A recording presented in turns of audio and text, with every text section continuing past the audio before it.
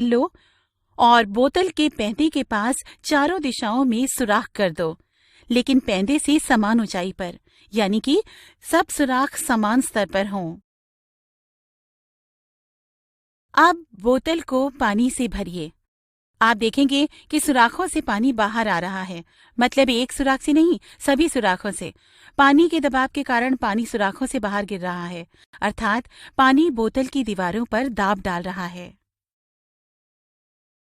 अब ध्यान दीजिए बच्चों, सुराखों से निकलता पानी बोतल से बराबर की दूरी पर गिर रहा है। इसका क्या मतलब है? इसका मतलब है कि एक निश्चित गहराई पर पानी का दाब सभी दिशाओं में बराबर लग रहा है। चलिए अब एक और बोतल लेते हैं, समान आकृति और माप की। बोतल में विभिन्न ऊंचाइयों पर सुराख करो और फिर उसे पानी से भर दो। अब देखो, सभी सुराखों में से पानी बाहर गिर रहा है।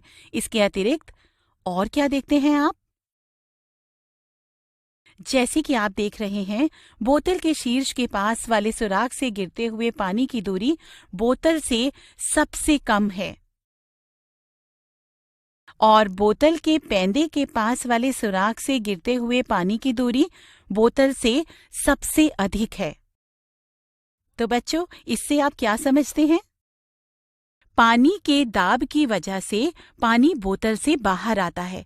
पैंदे के पास वाले सुराख से निकलने वाला पानी सबसे दूर जाता है। तो इसका मतलब हुआ कि पानी का दाब गहराई से बढ़ता है, अर्थात पानी का दाब बढ़ता जाता है जैसे ऊंचाई में वृद्धि होती है, जो कि पानी स्तंभ की ओर दाब डाल रहा है। इन दोनों क्रियाकलापों से हम निष्कर्ष निकाल सकते हैं कि समान गहराई पर पानी सभी दिशाओं में समान दाब डालता है और पानी का दाब बढ़ता है उसकी गहराई के साथ, या आप कह सकते हैं कि पानी के दाब में वृद्धि होती है जैसे ही पानी स्तंभ की ऊंचाई में वृद्धि होती है।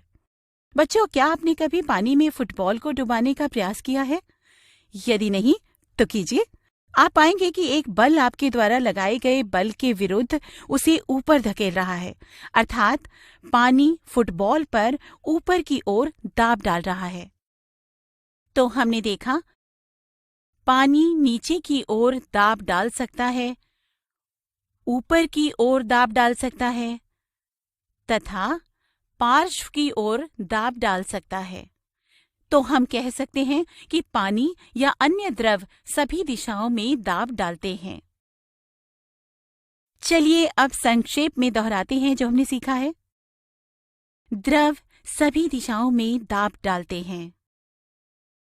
द्रव समान गहराई पर समान दाब डालते हैं। और अंत में, द्रव द्वारा लगाया गया दाब बढ़ता जाता है पानी स्तंभ की ऊंचाई में वृद्धि होने के साथ साथ, अर्थात गहराई के साथ दाब भी बढ़ता है।